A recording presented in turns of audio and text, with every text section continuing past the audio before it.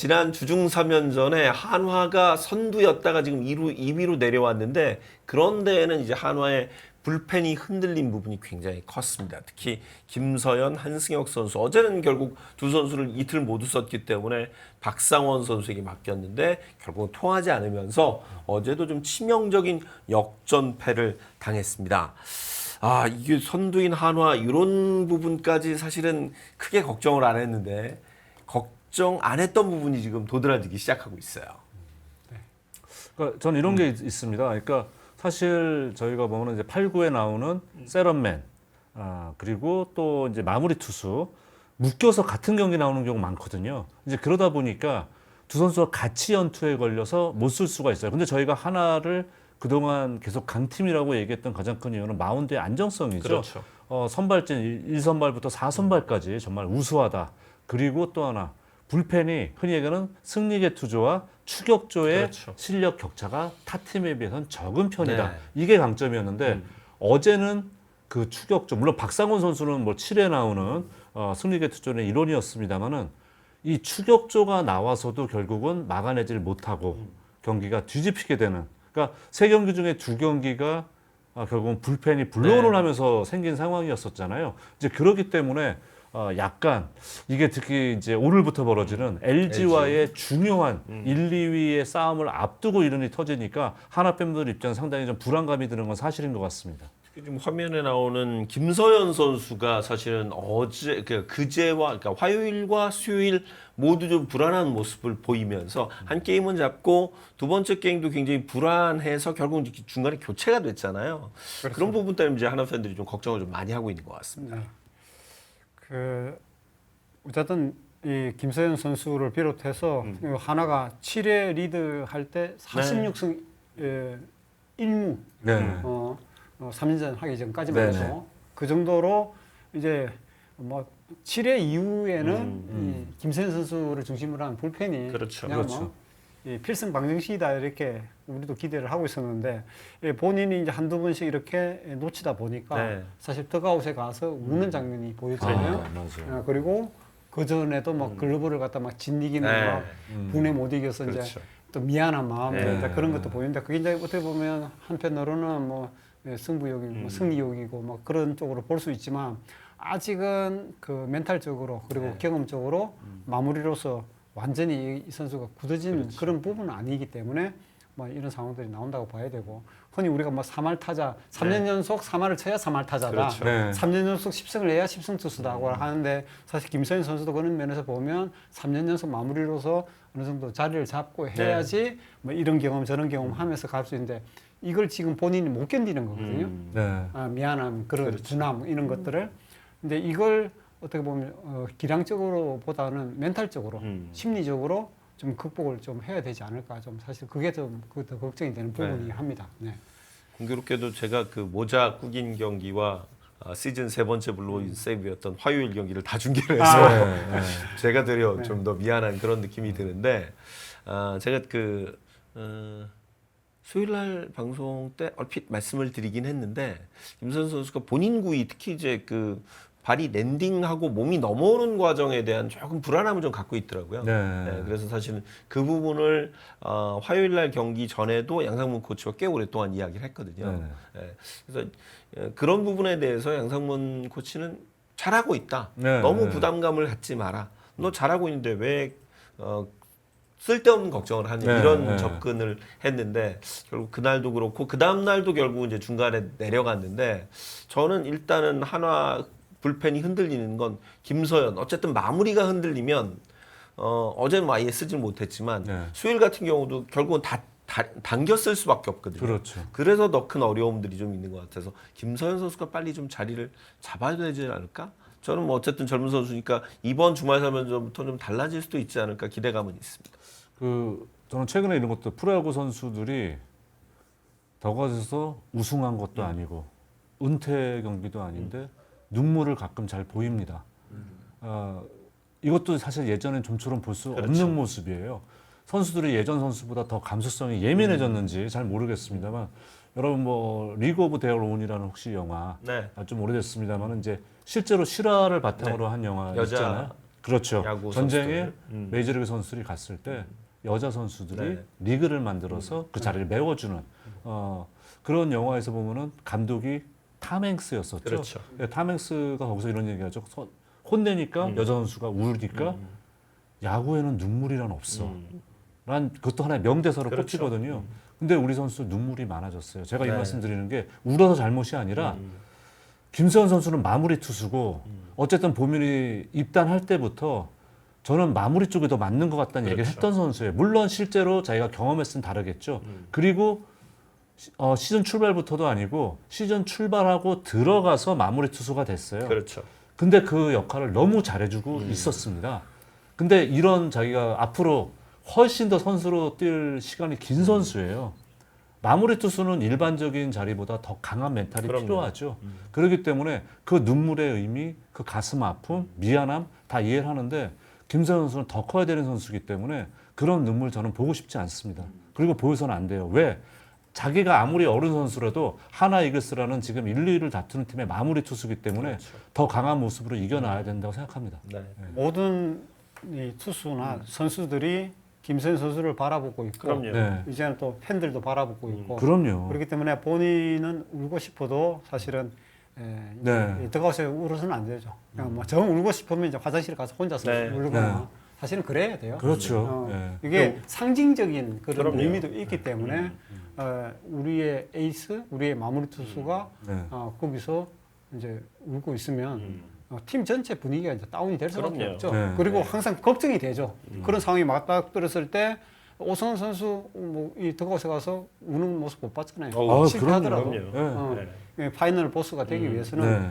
그 자리에서 어떤 실패가 오더라도 오늘 실패하면 내일 막아주면 되는 거니까 그 생각을 가지고 가야 되는데 이제 김선영 선수 그런 걸 이제 경험을 그동안 해보지 못했고 네. 항상 이제 어릴 때부터 야구를 잘해왔고 이제 고등학교 때 청소년 대표 막 이런 데 갔을 때도 이 너무나 이기고 싶은 그런 욕망이 큰 선수에 있어요. 네.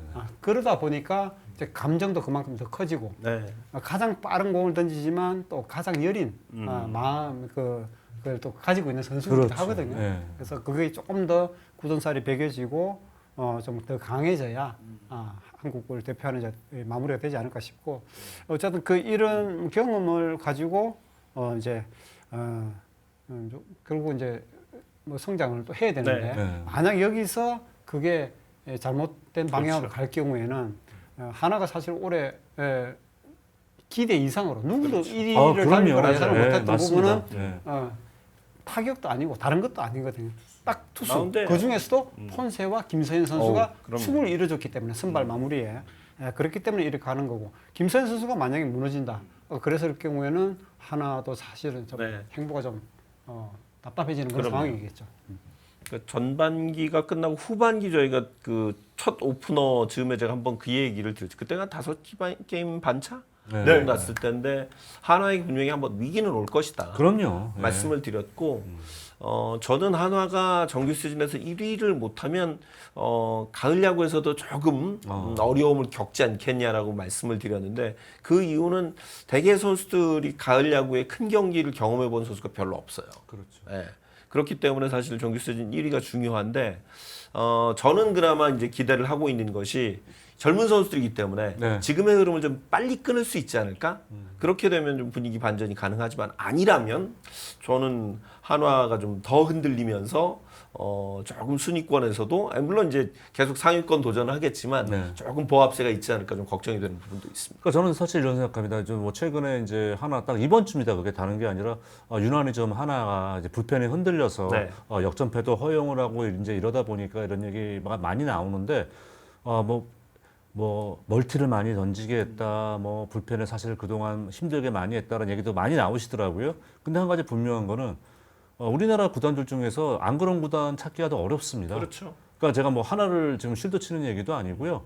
대다수의 구단들이 저는 우리나라 불펜 투수들이 극한 직업에 들어가는 선수들이 많다고 생각을 해요. 그렇죠. 예, 그렇기 때문에 이게 비단 하나뿐만이 아니고 제가 이제 초반에 말씀드렸던 하나 불펜, 그러니까 하나가 강하다는 이유 중에 하나는 선발뿐만이 아니라 불펜 지금 말씀드렸잖아요. 추격조와 승리계 투조의 실력 격차가 타 팀에 비해서 그래도 적다. 그렇죠. 그러기 때문에 이제 강팀이라고 말씀을 드렸던 부분이거든요.